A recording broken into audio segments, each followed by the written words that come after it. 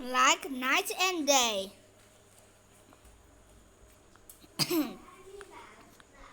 It was the end of July, the longest, hottest, most boring stretch of the summer.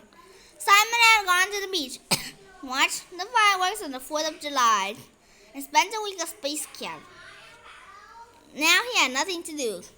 I'm so bored, Simon moaned as he flopped dramatically. Bà ơi, bố gọi à? Onto the couch. Why don't you go meet the new neighbors? His mom suggested. A family moved in while you were away at camp. They have a daughter your age. Simon sideways, but he put on his sneakers. Anyway, meeting new people always made him a little anxious. His mom knew that. All summer, she had been pushing him to make new friends. He knew she shouldn't take no for an answer. As Simon knocked, the door swung open with a bang. "Hi!" exclaimed the bright-eyed girl in the doorway. "My name is Ray. You must be Simon. Your mom told me all about you. We're both starting 6th grade this fall. It's great to finally meet you." Ray wore sparkly earrings that jingled as she spoke. She also covered from head to toe in a vibrant paint and glitter. As though an art classroom has exploded around her. "Sorry, I would give you a hug, but I've been crafting. You want to see my new room? It's taking me all week to decorate. But I think I'm almost there. I'm going for sort of an interstellar theme. Planets and glow-in-the-dark stars. And asteroids and spaceships. Do you know?" Simon grinned. Ordinarily, he would have found Ray and her mile-a-minute chatter overwhelming. But if there was one thing he loved to talk about, it was outer space. "Do you have a favorite constellation?" he asked as followed Ray inside. "Mine is Orion." From that moment on, summer flew by. Simon and Ray became inseparable, spending hours together at the library and pool and each other's houses. It could not have been less alike. It was bubbly and outgoing, while Simon was quiet and shy. What drew them together was a shared fascination with space. The week before school started, they decided to stargaze in Simon's backyard. His mom let them set up a telescope and chuckled as the two friends bickered about where to point it. They wanted to spot a meteor shower. Simon wanted to find Mercury, one of the trickiest planets to detect. "You two are really as different as night and day," Simon's mom said. "What does that mean?" Ray asked, hands on her hips. Simon's mom pointed at the sky, which was shifting from light to dark. "It's an expression," she said. Daytime and nighttime are opposites, just like the two of you. It's just like you, Ray, to want to see the flashiest thing in the sky," Simon began. "You, of course, are more interested in the mysterious planet Mercury," they concluded, and they both laughed. The following week, Simon and Ray started 6th grade. For Simon, middle school was overwhelming. The hallways were crowded, noisy, and full of strange places. Ray, on the other hand, was excited to start a new school. Everyone seemed eager to get to know her.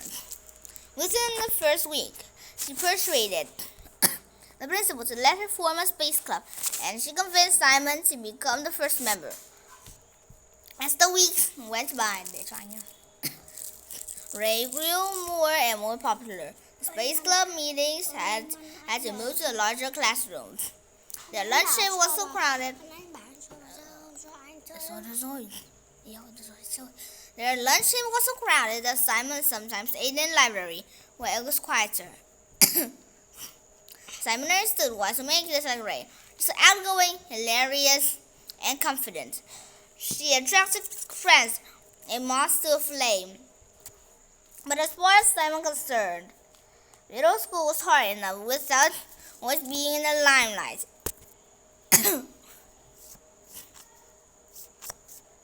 Last straw came when Ray decided to nominate Simon president of Space Club. She made the announcement in front of everyone without asking Simon first. We'll nominate a few candidates. They'll make a speech and then we'll vote. Ray explained excitedly. I nominate Simon. I think he would be an amazing president. Simon felt his hands immediately began to sweat. I have to make a speech? He whispered to Ray. I thought of speaking in front of everybody. Miss One Pound. That's right. Simon could feel very eyeball in the room looking at him. His face grew hot. No, he muttered. I don't want to do that. Why not? It's just a short speech. I don't care, Simon responded, painfully aware of the audience. I don't want to make a speech. Just because you like to be the center of attention doesn't mean everybody else does. Ray stared at the conclusion. I thought you would want to be president. Well, I don't, Simon blurted out. Fine, Ray explained. Oh, now there's someone who is afraid of a little speech. Fine, Simon stormed off the classroom. He gasped before the door slammed shut behind him. The rest of the week went in by a miserable blur. Simon skipped the next Space Club meeting, but he heard that Ray is elected president. Whenever she passed him in the hallway, she glanced at him sadly and looked the other way. He avoided her at lunch too, eating alone in the library instead.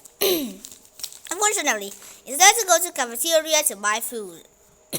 On Friday, he spotted Ray at their usual table chatting merrily with her friends as though nothing went wrong. Crushed, Helen wondered if the friendship had been as important to her as it was to him. She had so many friends after all. Simon missed Ray, but maybe they were like night and day.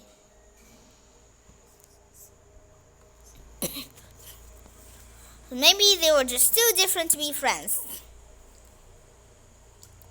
Distracted by his thoughts, Simon tripped over a stray backpack. His tray went flying and he sprawled across the cafeteria door. A hot wave of humiliation rushed his body as everybody in the cafeteria erupted in laughter. Everyone, that is, except Ray. For a brief moment, their eyes met, and then Simon looked away, blinking back tears. As Simon got to his feet, he heard another crash. Ray had gone up to throw away her trash and tripped spectacularly as well, her legs flaring as he tumbled. Her laughter even louder, but she didn't seem embarrassed. She bounced right back up and took a dramatic, sweeping bow. Everybody whistled and clapped as if she just finished an incredible performance. And Simon died down and they returned to their lunches. Ray came over to help Simon gather up his lunch and head to the library together. I'm sorry about our fight, Simon. Ray said, I really thought you wanted to be president. I thought it was being a good friend. I'm sorry too, Simon said. You are a good friend, he smiled. Thanks for taking the attention off me back there. Anytime, replied, waggling her eyebrows.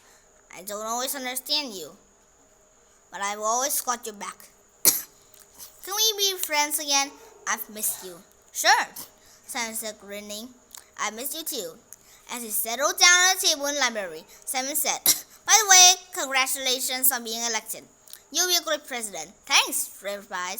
You know I could really use a great vice president. Bye.